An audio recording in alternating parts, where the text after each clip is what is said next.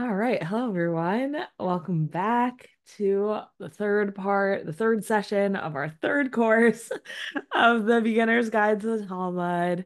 And today we're going to be talking about evidentiary logic. So those of you who are holding in the daf and sitting in the middle of Nezikin, some of this stuff is going to be familiar to you, but we'll maybe be able to kind of slow down and talk about the concepts instead of, continuing to make our way through the daf.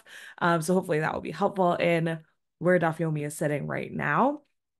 Um, Before we do that, just a little word of housekeeping. So, at the end of today, we're going to have some time for a feedback form just about this course. That's going to help us make decisions about whether we do more of these, if we do them, what we do them about, all that type of stuff. So definitely, please stick with us and take the time. It's very quick and efficient.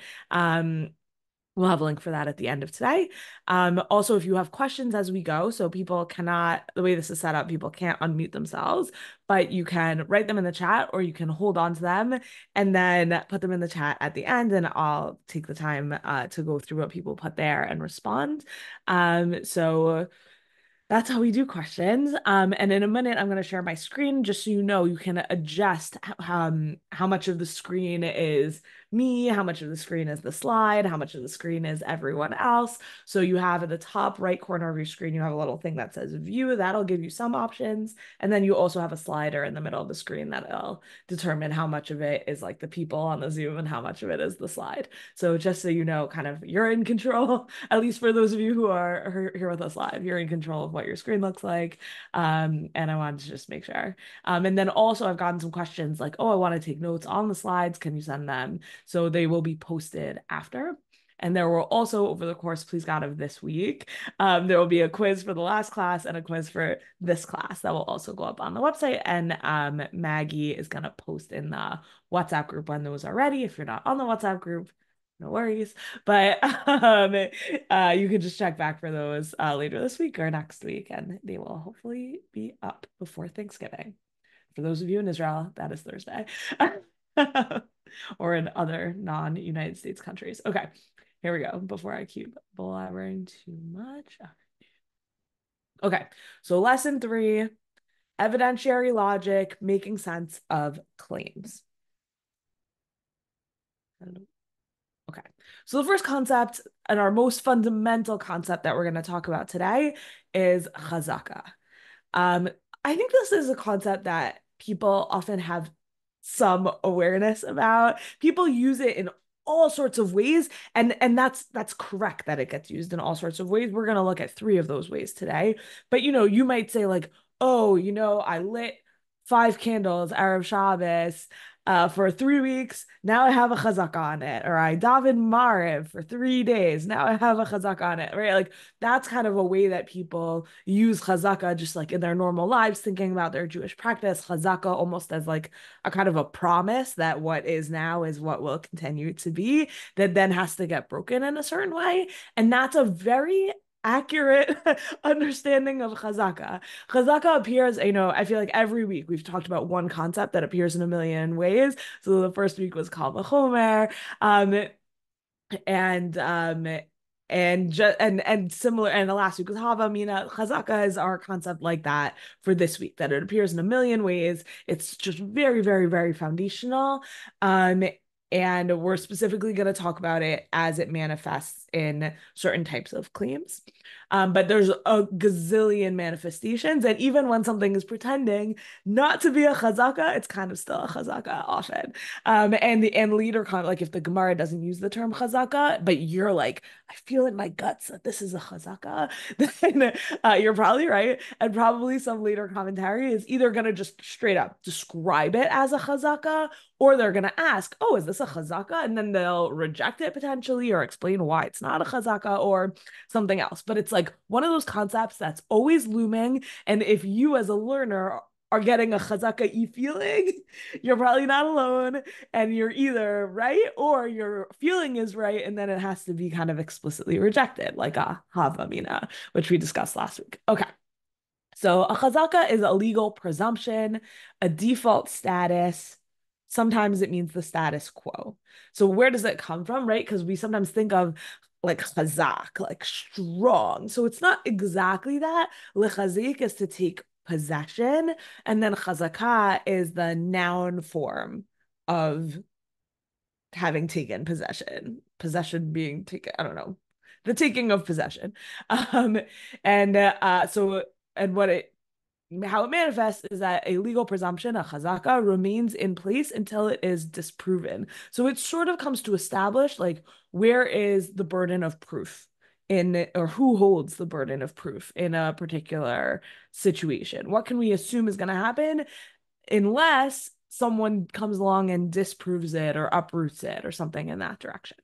So the three examples of places where chazaka can pertain that we're going to talk about today is status. So status of people or items. Something can be bechazkat kashrut, right? Something can be, you can have a chazaka that something is kosher. You can have a chazaka that somebody is a kohen, right? Today, it's very difficult to like prove that someone's a kohen, but they're like bechazkat a kohen. Our legal presumption is that they're a kohen.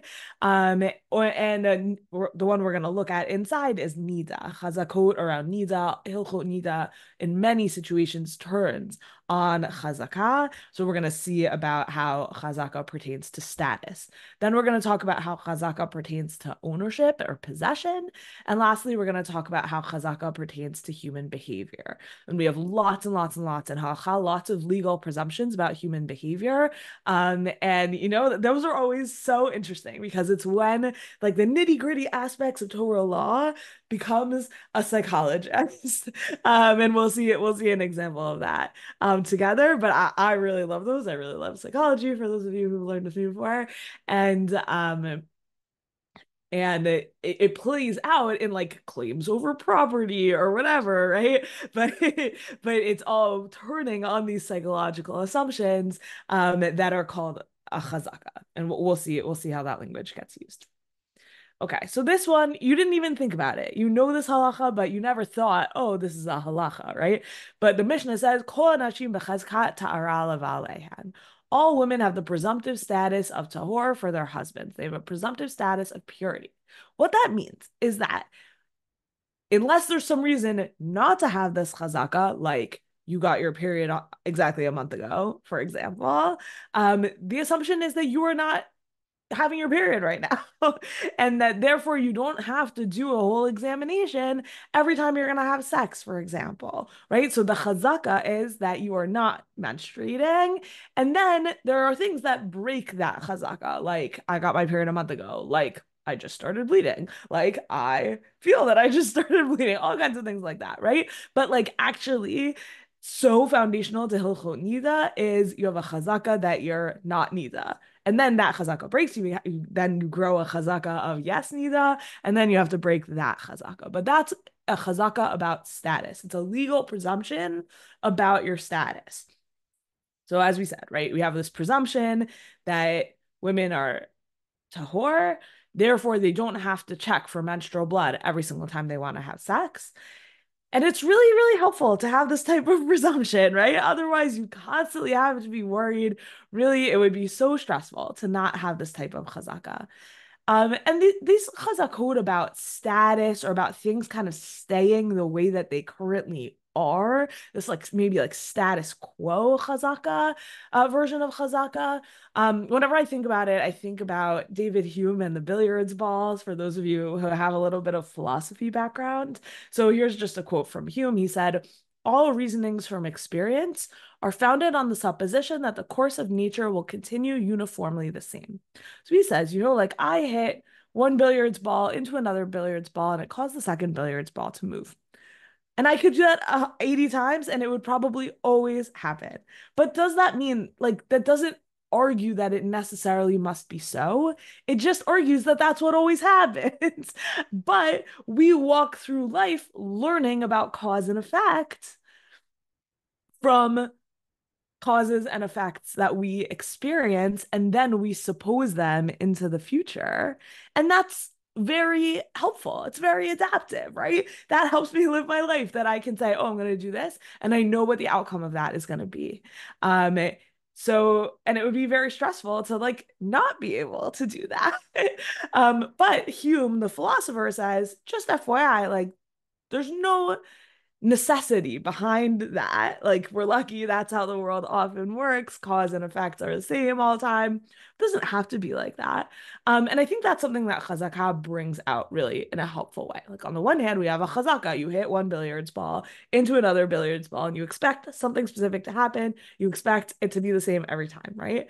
But chazakot can be broken. They can be broken in all kinds of different ways. And that language of chazakah, which is really just about supposition, and it's explicitly about supposition, is very human in a way. Like, oh yes, I have a supposition that this is going to happen, and I can act on that supposition. I can live in the world based on that supposition. I can make claims based on that supposition, but it doesn't mean that it's anything more than a supposition. And with a certain level of evidence, I can understand that that supposition is wrong or is no longer applicable. I can change my supposition. So I would just say, like, I think that walking through life, noticing all of the chazakot that we have about how the world works, how our bodies work, how our relationships work, all those things, right? I just assume that something has gone this way and will continue to be this way until something breaks, at which point my chazaka is broken. And because I understood that it was just a chazaka, but not a fact of nature, a chazaka,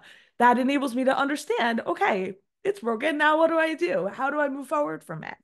So I just want to point out that I think this type of Talmudic reasoning is really helpful. And the language of chazaka, the idea that these things are suppositions, it's a supposition that I'm not nida right now. Oh, but it does turn out that people's periods, even if for 10 years of your life you get your period really super regularly, guess what?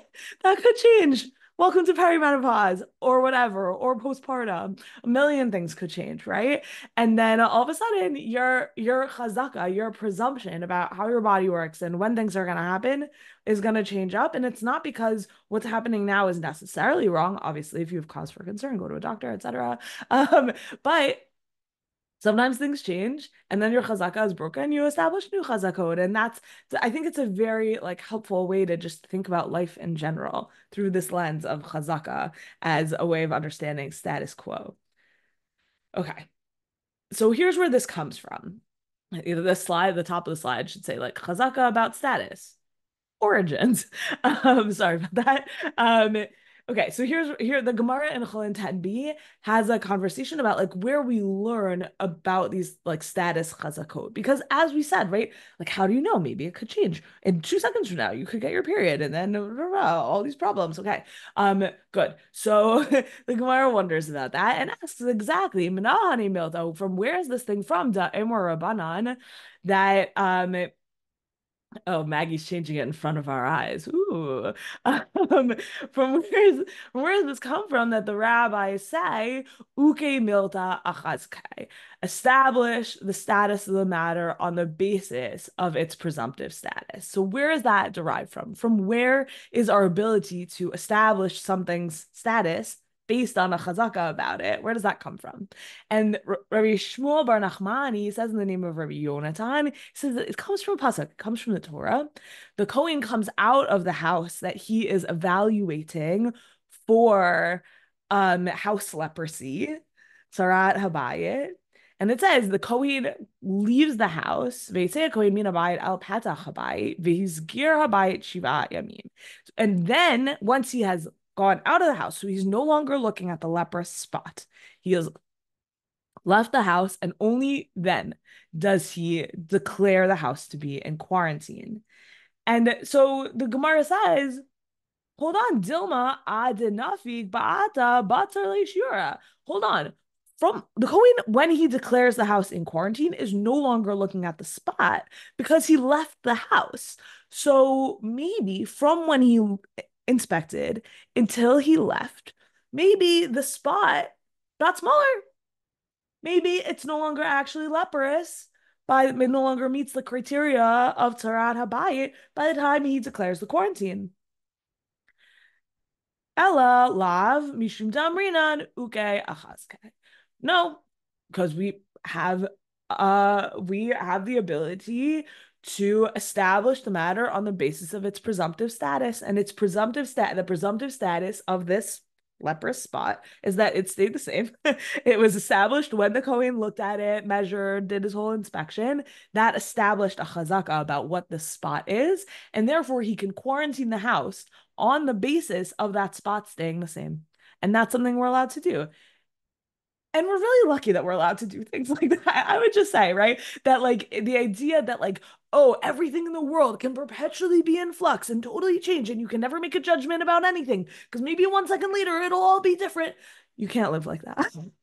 You have to be able to say uke milta chazke. You have to be able to say establish the matter on the basis of its presumptive status. That is really important. And in this case, in the case of Tzarat Habayit, the Kohen is required to do that, right? That is literally what the Kohen is commanded to do. And that is according to Rabbi Yonatan. And there's a whole discussion that follows from here, obviously. It's in the whole thing. Soon you'll be in Kachim, you'll learn Chulin. You can remember that we learned this together, and you can inspect the rest of the Gemara there. But Rabbi Yonatan's suggestion is this is where it comes from. We see the Torah commanding the Kohen to declare, to assume that a chazaka on a spot, and therefore make a determination based off of it. Okay. Okay, moving on to our second type of chazaka that we're going to talk about. Again, there's many different types of chazakot. We're only talking about 3. Now we're going to talk about ownership. So we have this principle. You might have seen it in, for example, Rabbanit Leah, but in a few other places as well. Hamotzi mechavero alav haraya. One who wishes to extract money from his fellow needs to produce proof that he owes him. So if I'm going to make a claim and I'm going to go and say, Rifki owes me $20, the burden of proof is on me, not on Rifki, right? Rifki is the one who has $20 in her pocket. I'm going to say she owes that to me. I have to produce some type of document that's going to say Rifki owes me that thing, right? So that's why, right, at a wedding, the husband gives the ketubah to the wife, because she's the one, if she wants to claim her ketubah, who has to be in the ownership of it, right? So if she wants to claim, you have to pay up for this, this, and this stuff. She needs to be the one who has the proof that he owes her this, this, and this stuff, right? So just as an example of one of the many places, many, many, many places that this manifests, the burden of proof is on the person who's trying to take something from someone else. The principle is premised on a presumption that the person holding an item is the owner of that item. And so if I want to claim that they're not the true owner, I have to break that chazaka with proof. Okay, so just as an example, the beginning of Rabbanit Leah, you might remember, it's 2 people holding on to a talit, and then each one is claiming, this is mine, no, this is mine, what do you do? But in that case, right, the shnayim ochasim batalit. That's how Rabbanit Leah opens, with an image that you're supposed to imagine. You're sitting in a beit din, and 2 people walk in, they're both holding on. Okay, but then the Gemara says, Rav Nachman says, yeah, that case, bamet v'rim amurim, sheshnehem adukimba. That's a case where they're both holding on to it, and then they take an oath, and then they split it, right? That's the halacha there. Aval haytat talit yotzit mitachat yado shel echad mehem. But if the garment was in the possession of only one of them, right? One guy comes in holding a talis, and another guy comes in and says, that talis that he's holding is mine. And the guy holding the talis says, nope, it's mine. Then hamotzi mechavero alav haraya. The guy holding the talis does not have to present any evidence. The talis is his unless the other claimant can produce proof that the talit in fact belongs to him.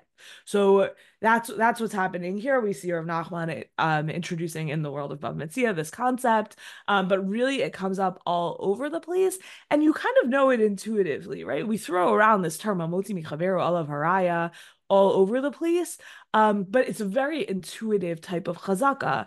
Oh, like who should I assume is the owner of the thing? The guy holding it. In absence of other proof and information and all of that stuff. Okay, so next, chazaka about human behavior. We're going to look at 2 of these because I love them and I just think they're so interesting. Okay, so here's one. Chazaka shaliach osash shlichuto. We presume that an agent performed his agency. Presume that an agent did the thing that he had been sent out to do. Okay, so this is like an insane Gemara, just like flagging what's about what we're about to see is nuts. So we have Amar Rabbi Yitzchak from Gittin 64a. Ha'omer l'shlucho, someone who says to his agent, say v'kadesh li'isha, go out and marry a woman for me or betroth a woman for me.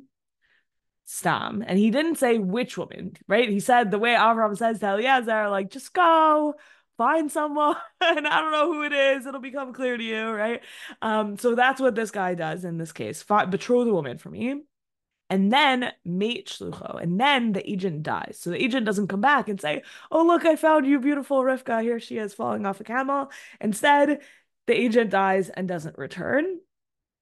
Asur b'kol hanashim sheba ulam.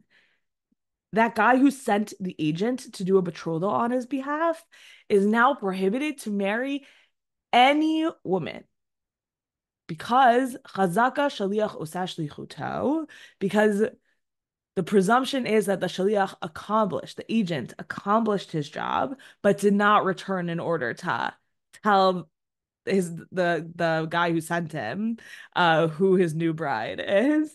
And so instead, this guy is potentially betrothed to any woman in the world. And you might say to yourself, okay, what's the problem? The problem is for her, right? She's the one. She's now betrothed to a man that she doesn't know who he is.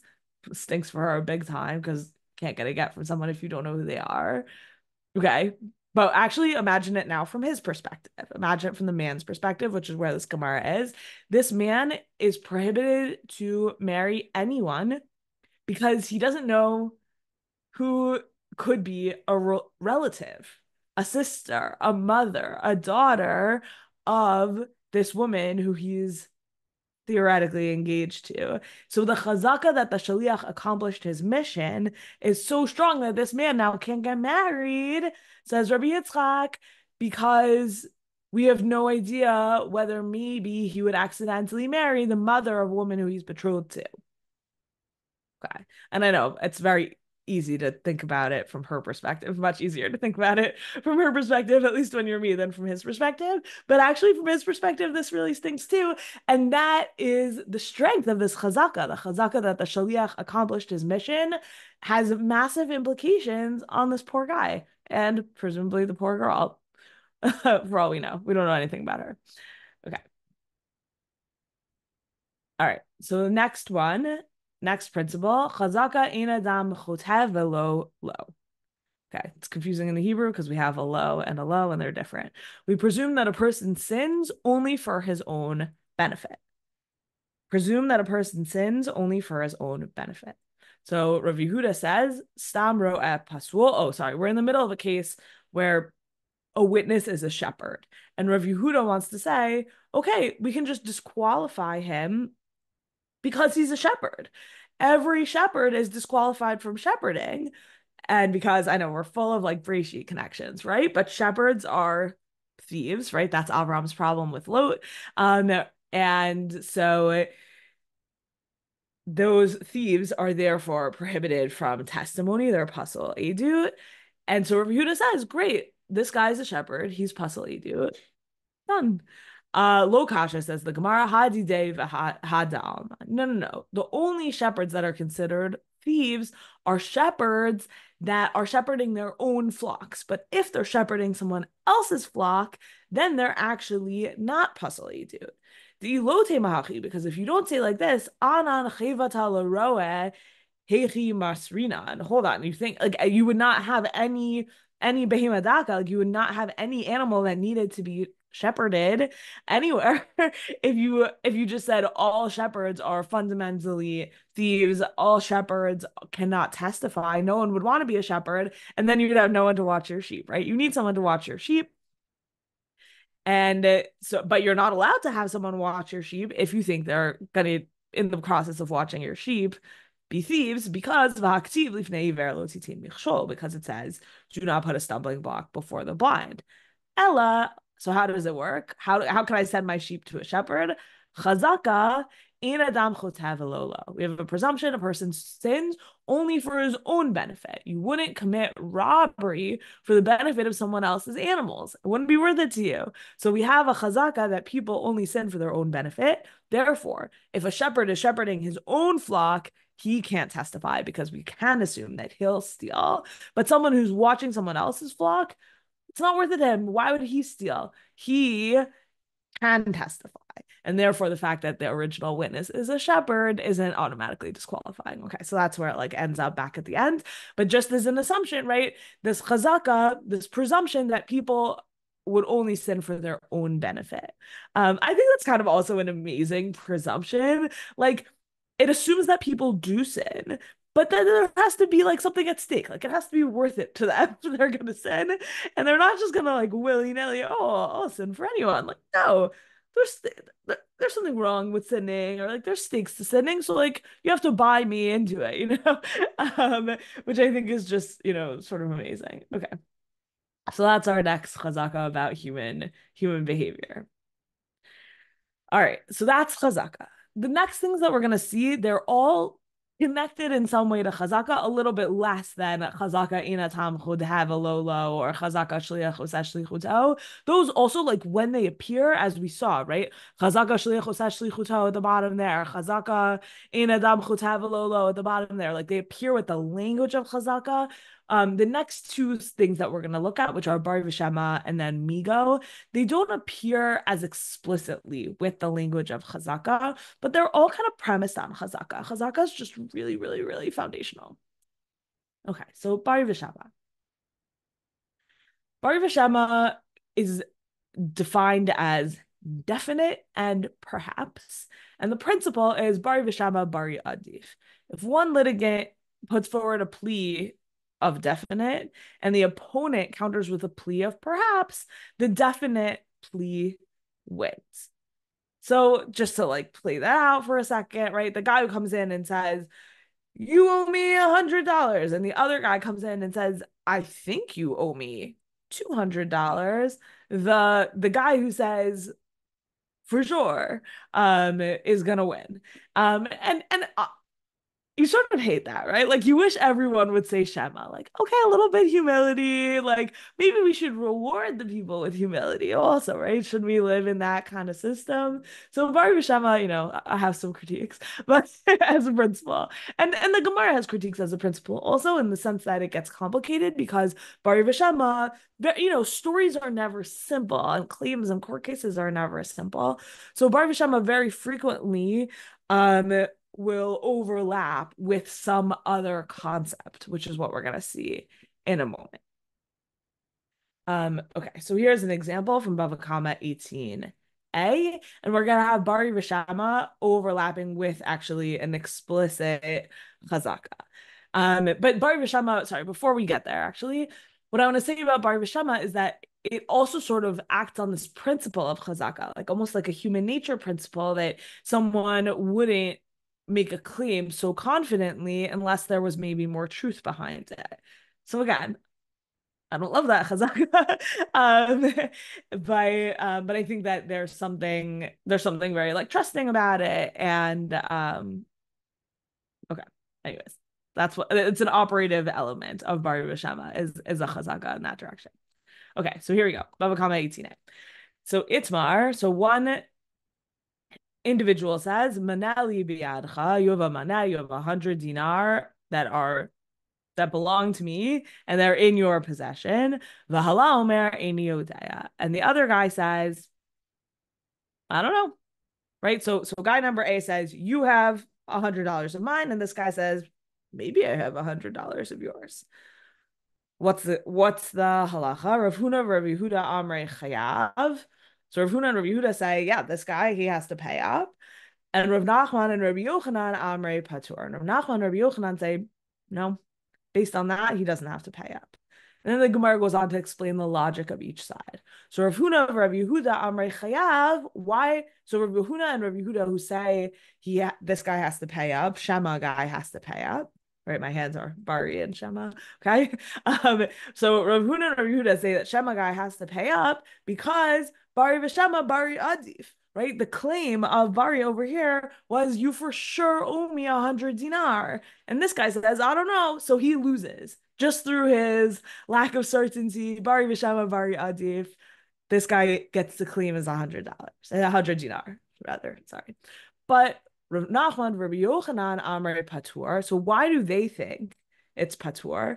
It's not because of my critique of Bari Shava. It's because Uki Mamona Bechazkat Mare. It's because of what we were just talking about. It's because he has the money in his possession and Hamotzi Michaveru Olav Haraya.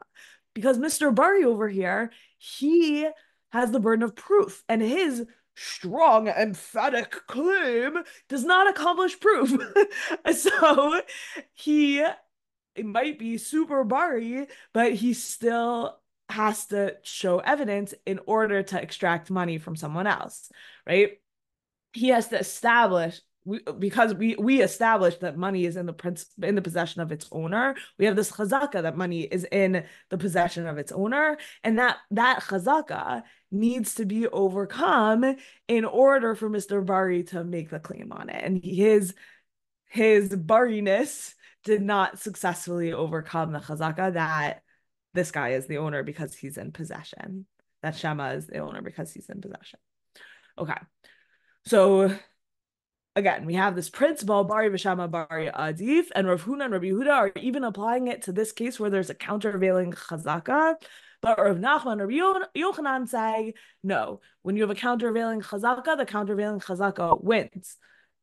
And the halacha gets established even within the Gemara that the halacha is like Rav Nachman in this case. The chazaka wins out. If there were no chazaka, then Bari wins. So in a pure case of Bari v'Shama, Bari Adif. But what I'm trying to say is that there's not so many pure cases of Bari v'Shama. There's often you can bring in some other element, and then that other element will potentially override. All right. The next thing I want to look at together is Migo. We're going to start from the beginning, which is to say, Migo is a very complicated concept. I'm going to try and present it as simply as I can. But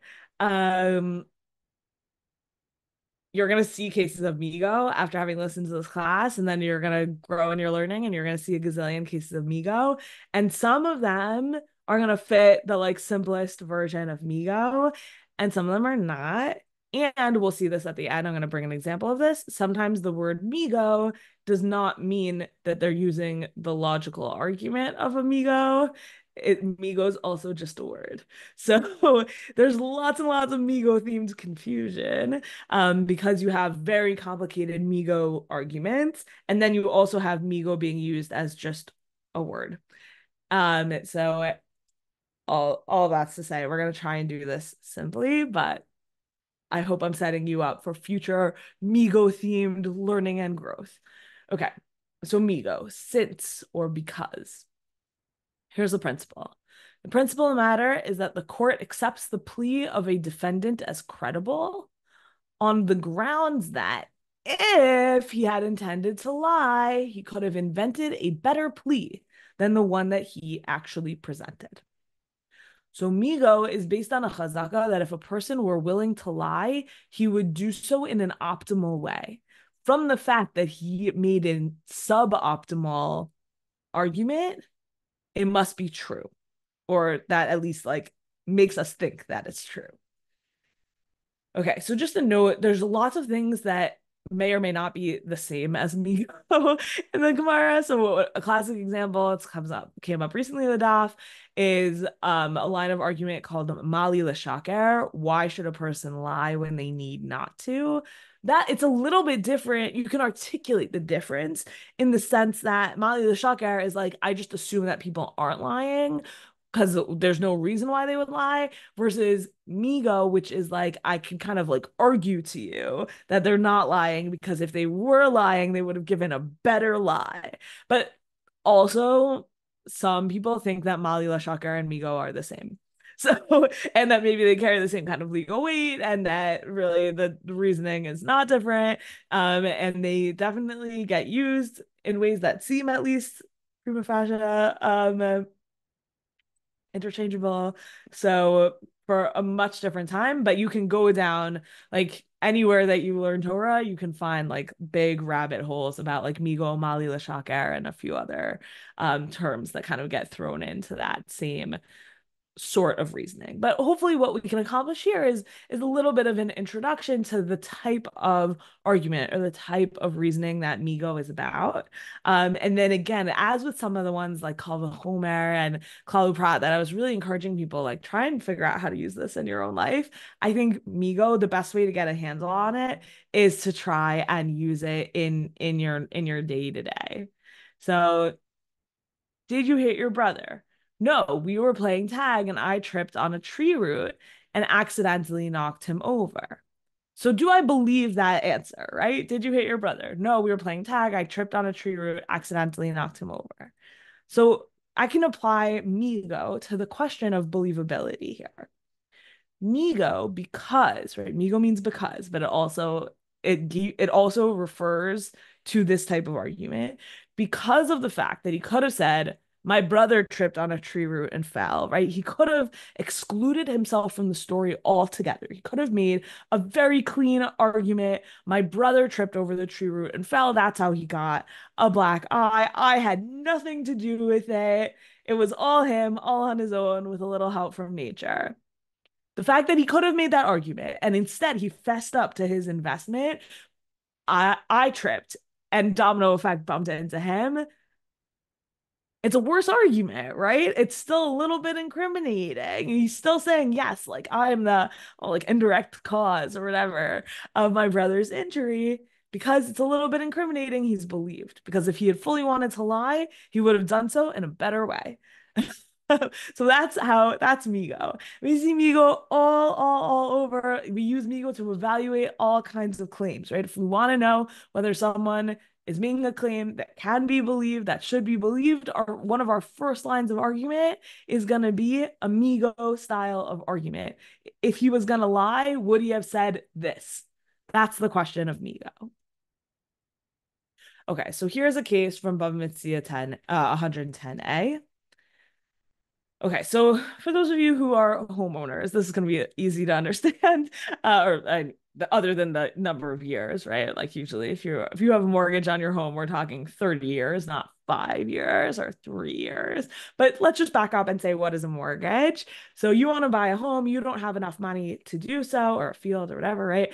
You don't have enough money to do so. So nowadays, let's say a bank is going to go in with you on that purchase. You're the owner, but the bank is the mortgage holder, and then you pay off your mortgage to the bank. So the guy you bought the field from sold to you plus the bank, but really to you. Like you hold the deed of property, let's say.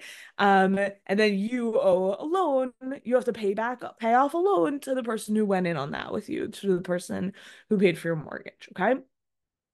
So in our case, the bank or the person who, oops, sorry about that. The person who paid the who offered up the mortgage in the first place, that's the malva, that's the creditor. And he says, Chamesh, he says, this was a 5-year arrangement. You have to pay me for 5 years.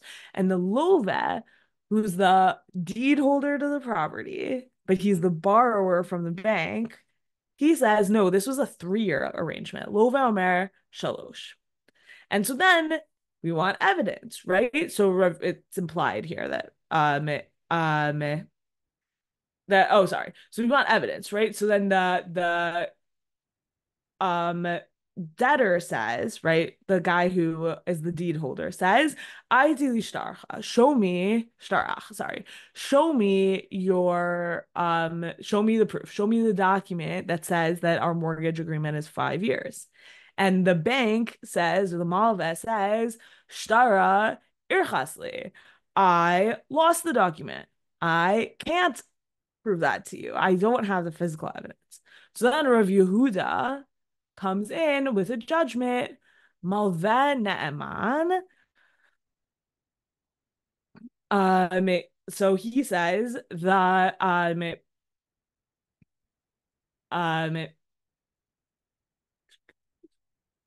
sorry, he says the creditor is deemed credible and he's accepted in this case because Malvena Eman, because of amigo. Migo di'ibai amar lekuchahi biadi, because um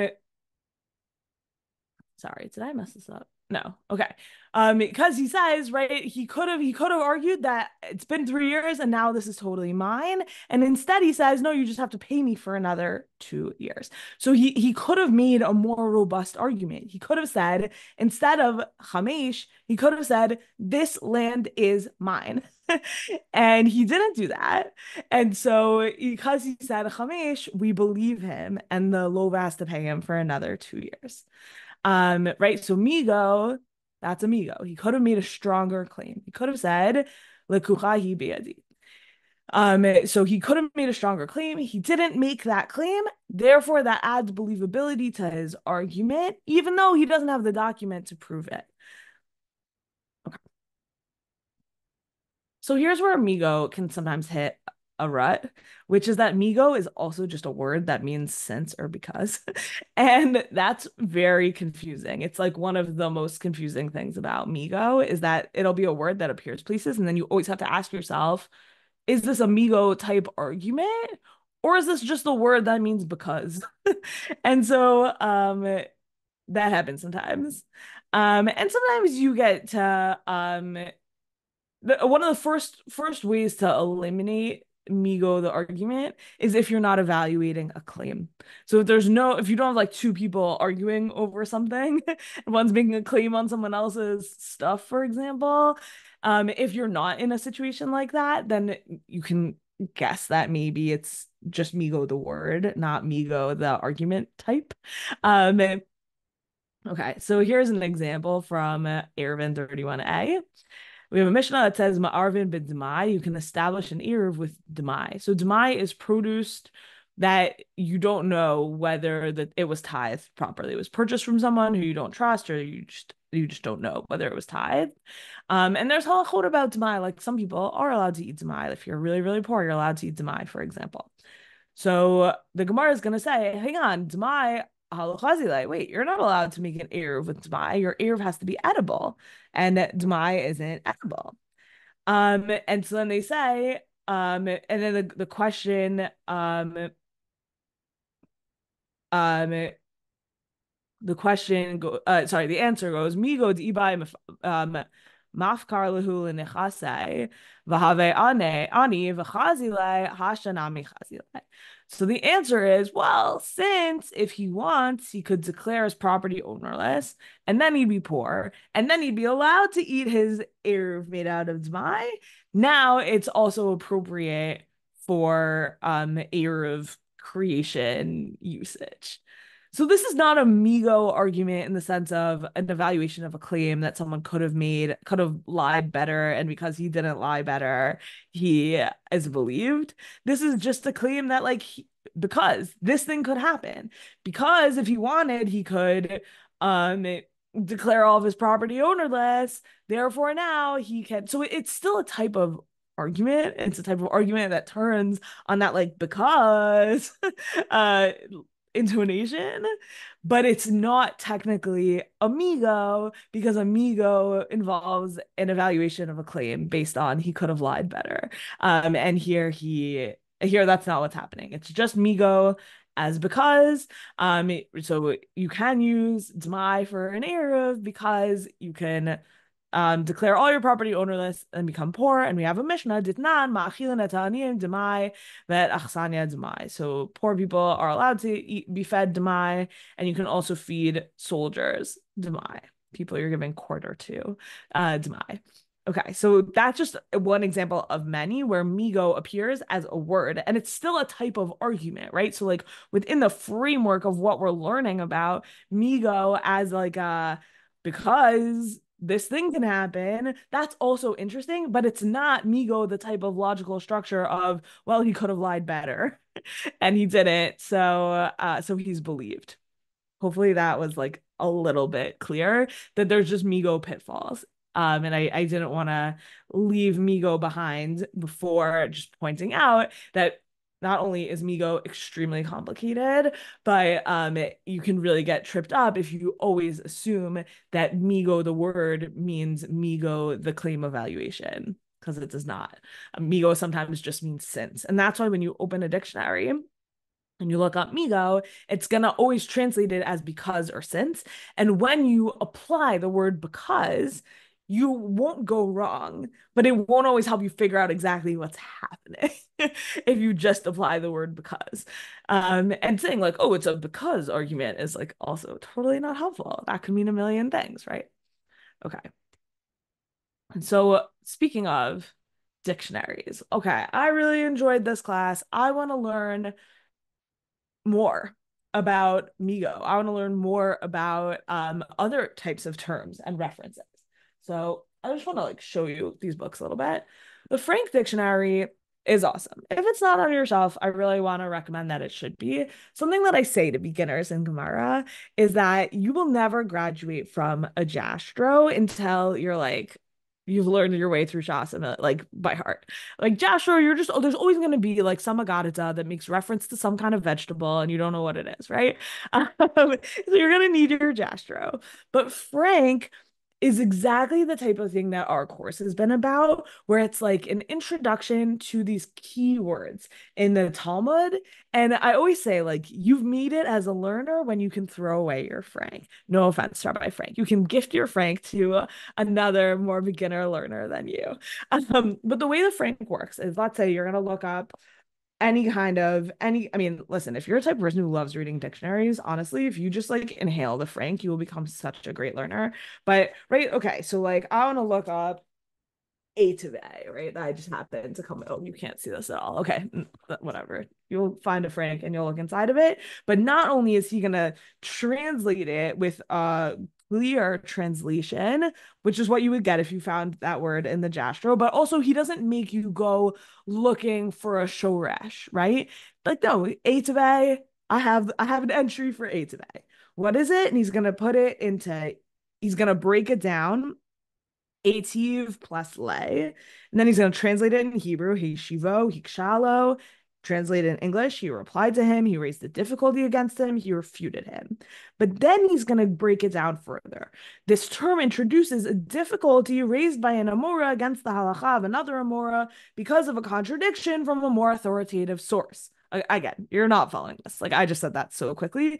But then not only did he just do that, he then brings an example from the Gemara, which I think that those examples are so helpful. He brings the example in the original language and then he translates it.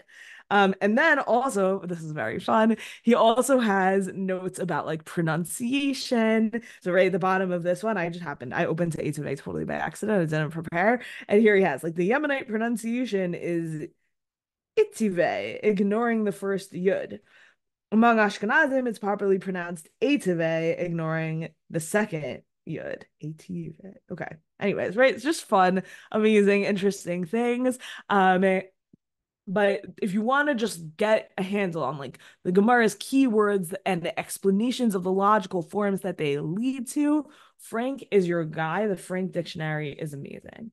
If you want like less dictionary and more breakdown of key terms, for example, like we're learning Nizikin now, like he has a whole section, right? Halachic concepts and terms, Nizikin. And then he just goes through and they're not organized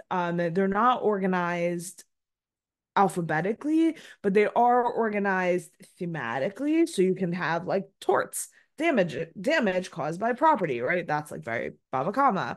So you can also sort of they're organized a little bit in the order of the Gemara. Also, nullification of transactions, property, and within that, but then so those go through like in order. He also has Talmudic terminology. The Talmudic terminology and methodology sections are a lot of what we've been doing together here. And again, like it looks like a dictionary, but he has these like longer discussions and references and examples. And I just think that the Steinsaltz reference guide to the Talmud is also very, very valuable. So again, I obviously cherry picked, along with some help from Rabbanit Michelle, which topics I was going to bring in and talk about with you here, but there's way more where this came from. And so these resources also, like as you're learning, you come across something and you're like, hold on, that just used a logical form that I want to know a lot more about. So the best thing to do is to figure out what that logical form is called, if there's like a keyword associated with it. So remember we did like when we saw ping pong, right? So like you can't look up ping pong in here, which is very frustrating. I actually wish that you could, and I wish there was a term for it, but you could look up mibaile, which I flagged as like a keyword that comes up in ping pong frequently, and you could follow that into these works and it would help. Like it would help you get to where you need to be to know what you need to know in order to make more sense of that type of form. But certainly, Hava, Mina, Kal v'chomer, Migo, all this stuff, you absolutely could use these books and learn way more about it in a way that I think would just be really helpful if you want to grow in like this particular type of Talmudic knowledge. Okay, so um okay, so Maggie, do you want to come on and just say a little bit about Hadron website, where to take your learning from here? Yes, so I'm gonna take it over and I'm gonna share actually my screen Awesome. Do just so it. I have control. Oh, Thank I'll you. And stop. you're gonna see the same thing. Okay. So first of all, thank you, Rabbanit Leah Sarna.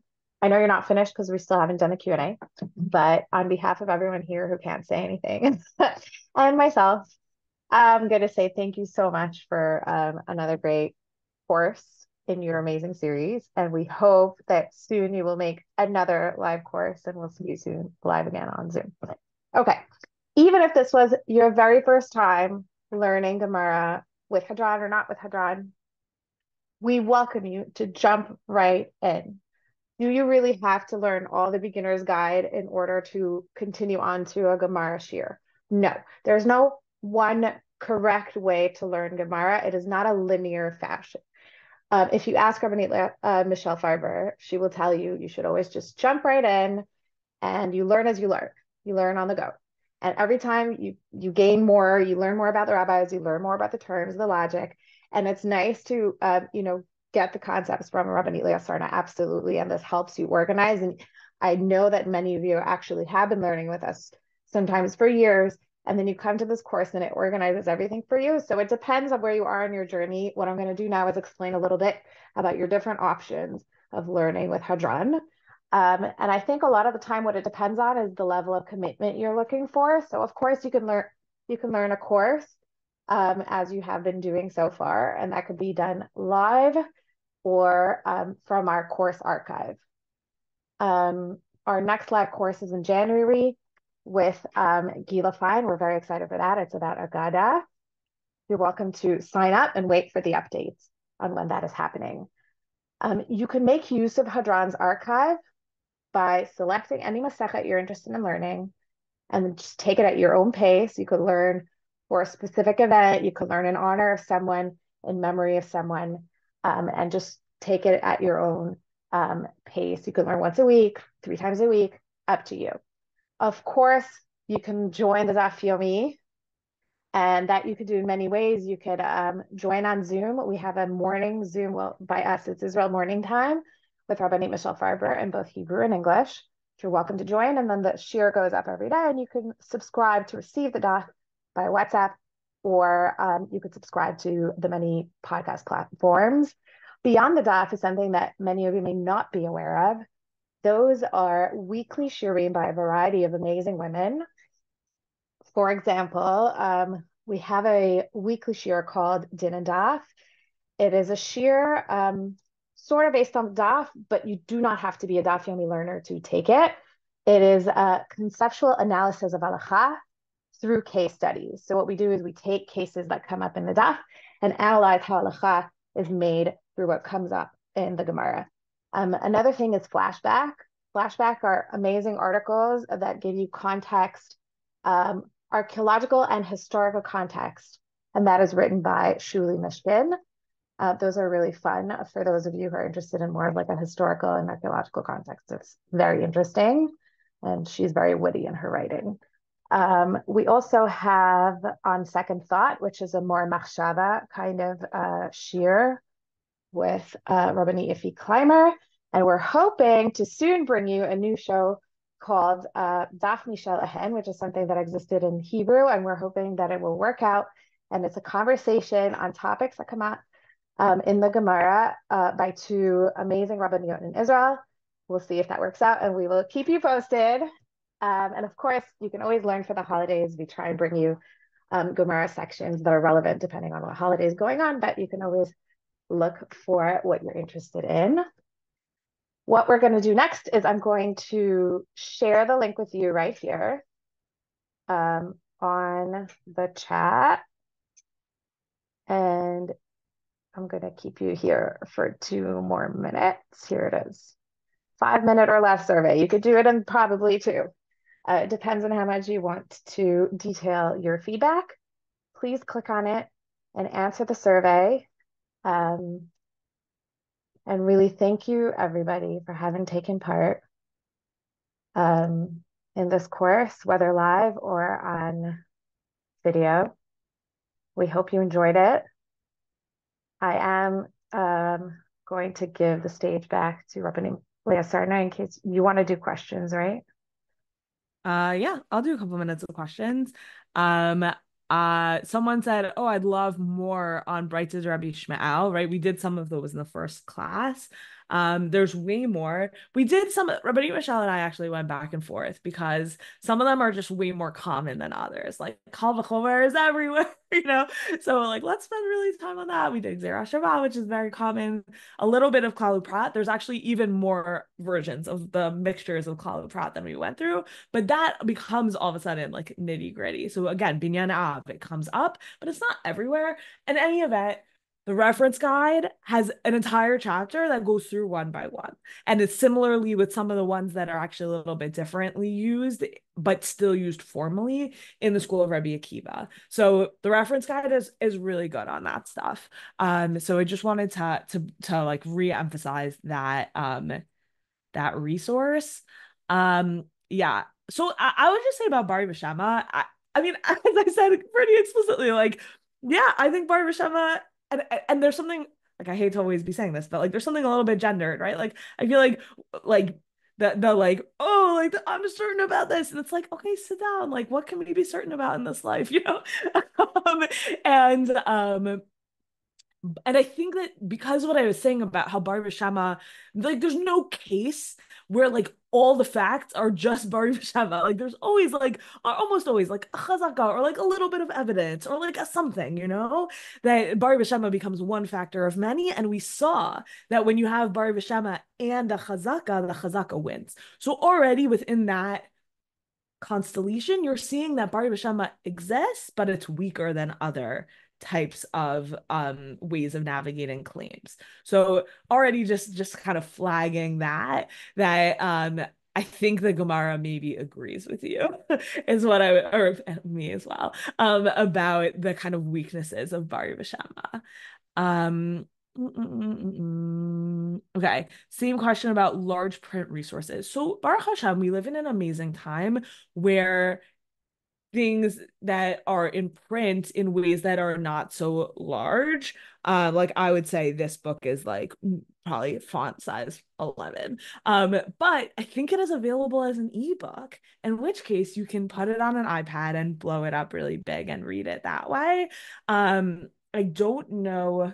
I wish the Frank Dictionary were printed in like a large print version. That would obviously be so great. And I actually am not sure that the Frank Dictionary is available as an ebook, which is too bad. If someone knows otherwise, then please say. Obviously, I really wish that all of these were available in all kinds of ways.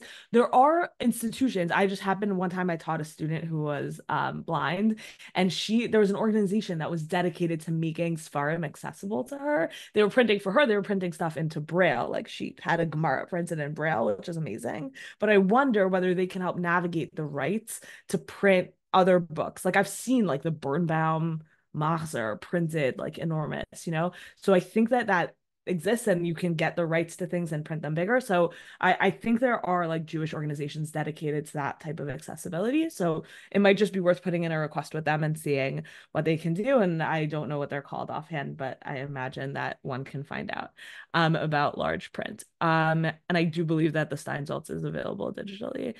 Um, Okay, Baruch Shema, yes, chazaka, good. So in terms of breaking a chazaka, right? Because we talk about like, oh, I made a chazaka.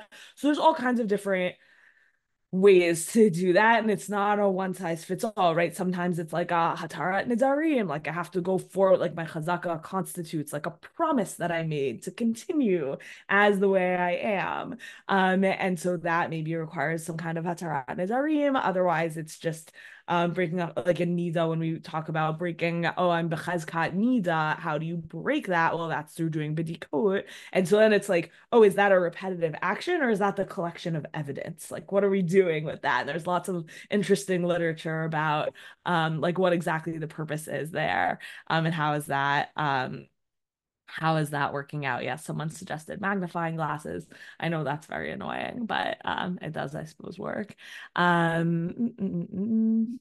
Yeah, I would just say like chazaka because there are so many different types of chazakot that manifest in all different types of cases and whatever, then how you like break a chazaka or disprove a chazaka is a little bit different depending on like what exactly we're talking about. But a core thing that I think everything has in most of the time will have in common is that it shifts the burden of proof. I think I can say that. It shifts the burden of proof. Okay, I think we're going to stop here because we're at time. This has been such a pleasure. Thank you so much, everyone, for coming, for learning, for asking questions. I want to thank the team at Hadron. If you saw those slides and said, wow, someone who's an artist put these together, yeah, that person is not me. That is Maggie. And she's amazing. And we're so grateful to her because it really has changed the like professionalism and accessibility of these classes, especially for people who are watching them later. That the slides are just beautiful. So thank you to Maggie, thank you to Rabbanit Michelle. She's really, you don't like see her face on here very much, but she and I have a charusa before each of these, which makes teaching for Hadron even more of a pleasure. And there's her fingerprints are all over this in terms of just making decisions of which concepts we're going to do, which we're not going to do, how to say it, all that type of stuff. So really thank you to the whole Hadron team. Thanks for everyone for coming out. And you know how to reach me. So feel free to be in touch with other questions. I'm happy to support people on their learning journeys. And yeah, thank you all so much. Thank you. This was fabulous. The whole course. Thank you. Yes, I did allow for everyone to open their microphone if they just want to say a quick. Oh, thanks, Maggie. Thank you very much, Hadron. Thank you, Rabbanit Leah. This is wonderful. Thank you. Thank you. Thank you. Be well. Everyone be well and Basar Tavos. Amen. Seriously, yeah. I love your sessions. They're so clear. I loved your examples. They really brought everything really, really home. And I think they were great. Even the snow boots and the sneakers, which it took me a while to understand what you were talking about. But it was great. So thank you. Thanks, Maggie. All right. Bye, everybody. Thank you for joining us.